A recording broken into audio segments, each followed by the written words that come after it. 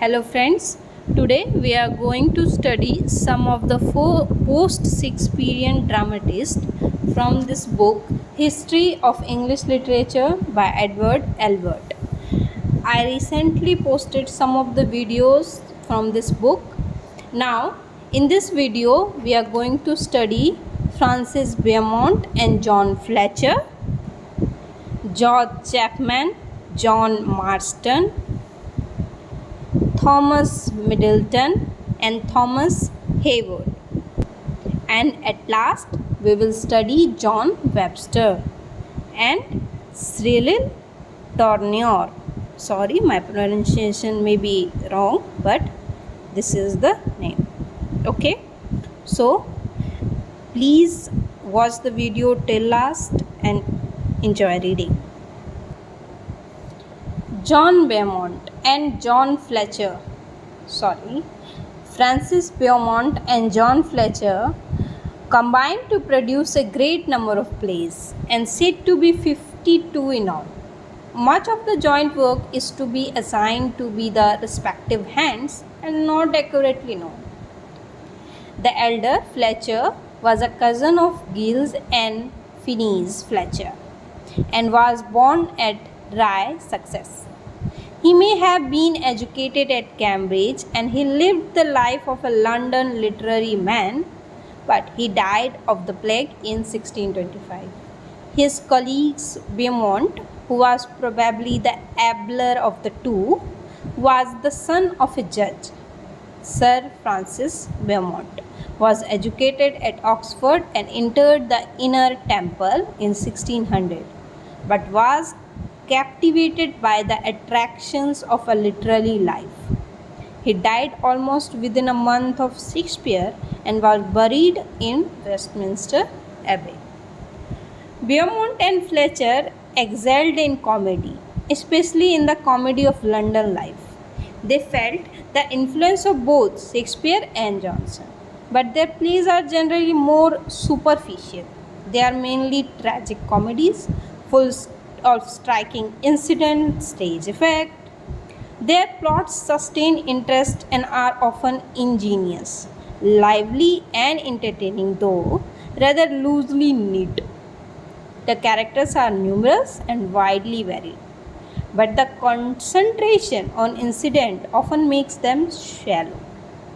Full of witty dialogue, plays attain a high level of lucidity and simplicity in their style, but they lack that Shakespearian wealth of imagery.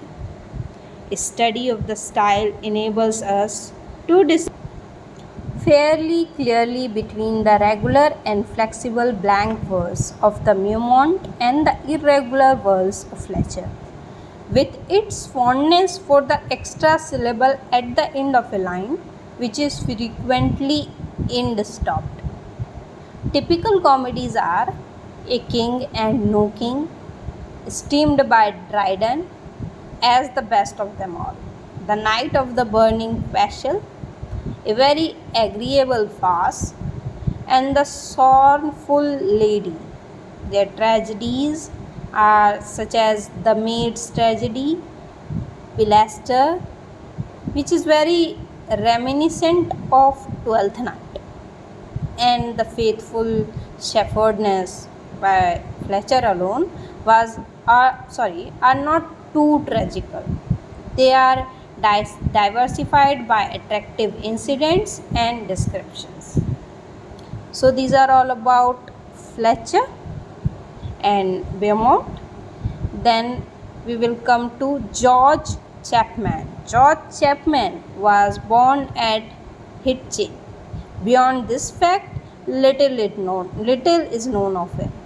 He took part in the literary life of his time, for his name appears in the squabbles of his tribe. He died in London. Okay, we know very little about George Chapman's personal life. His first play, The Blind Beggar of Alexandria, was followed by many more, both comical and tragical. Among them are Buzzy D. Amboise, Charles, Duke of Byron, and The Tragedy of Chabot. These are historical plays dealing with events nearly contemporary with his own time. Chapman's comedies include All Fools, Istvar Ho, in the latter of which he combined with Johnson and Marston. Chapman writes agreeably and well. He has firmness, competence and variety, and his comic and tragic powers are considerable. His translation of Homer has something of the pace and music of the original. So, okay, now we will come to John Marston. John Marston was born at Coventry, educated there and at Oxford, became a literary figure in London, later took orders. Latterly, he resigned his living in Hampshire and died in London.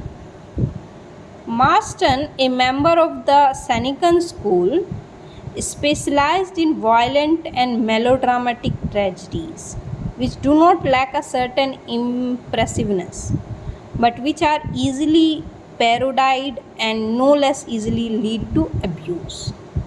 They impressed his own generation, who rated him with Johnson. For a little age, they are spoiled to a great extent by exaggeration, rant, and excessive speeches. Typical of them are Antonio and Melida, Antonio's Revenge, which were ridiculed by Johnson in the Poetester. Okay, so these are all about John Marston. Now we will come to know about Thomas Dekker. Now Thomas Dekker was born in London, where his life was passed as a literary hack and playwright. His plays, chiefly comedies, have an attraction quite unusual for the time.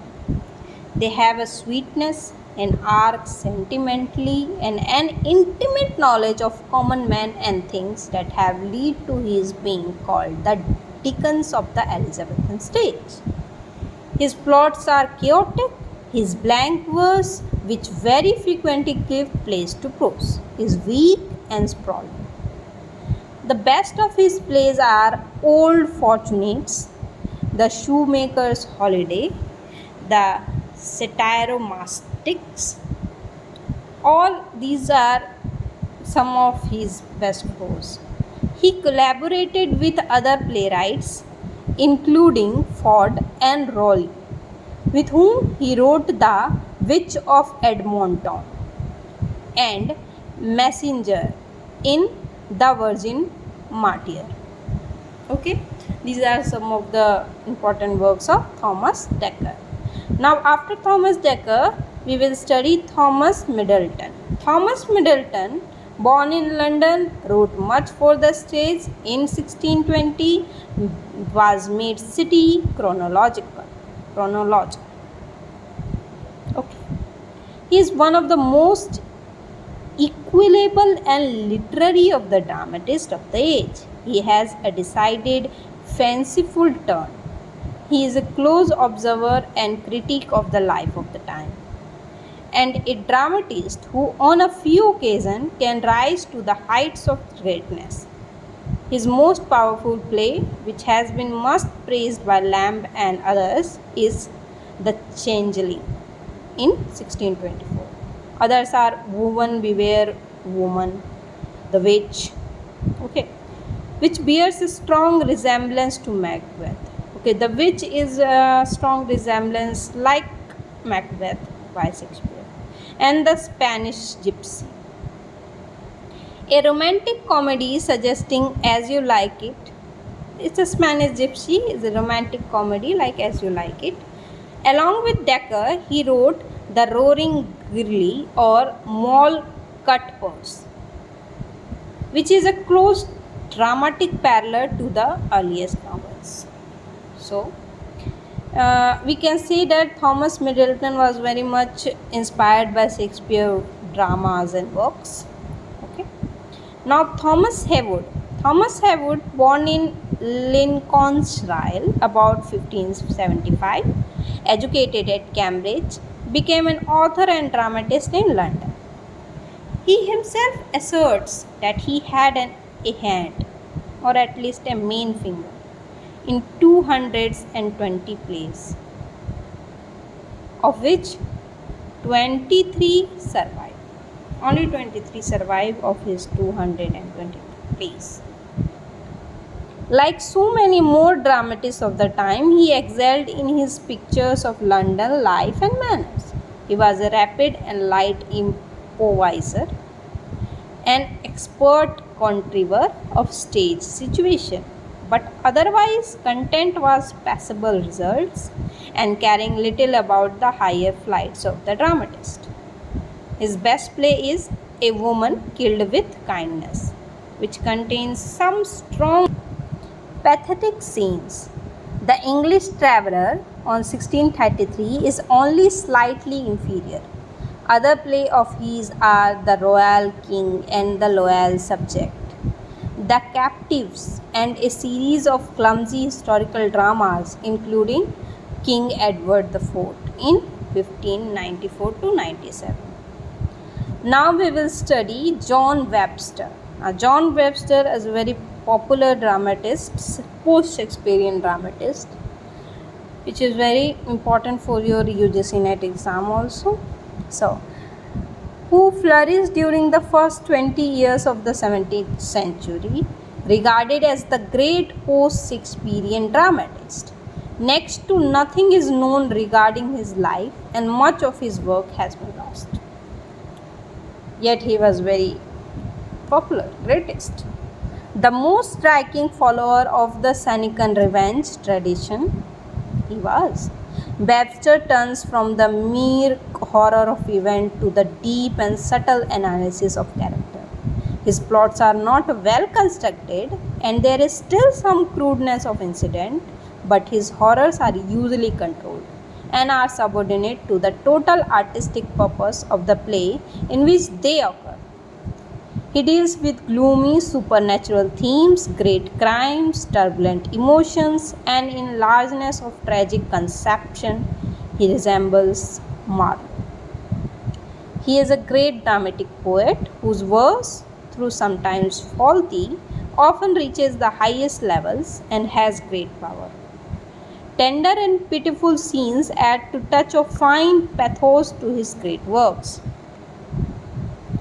His career falls into three parts. After an early apprenticeship, I am pronouncing it wrong, apprenticeship as a collaborator, especially with Dekker, he produced his two great tragedies, The White Devil and The Duchess of Malfi, which in Victoria and Duchess contain two of the finest woman characters in the Elizabethan drama.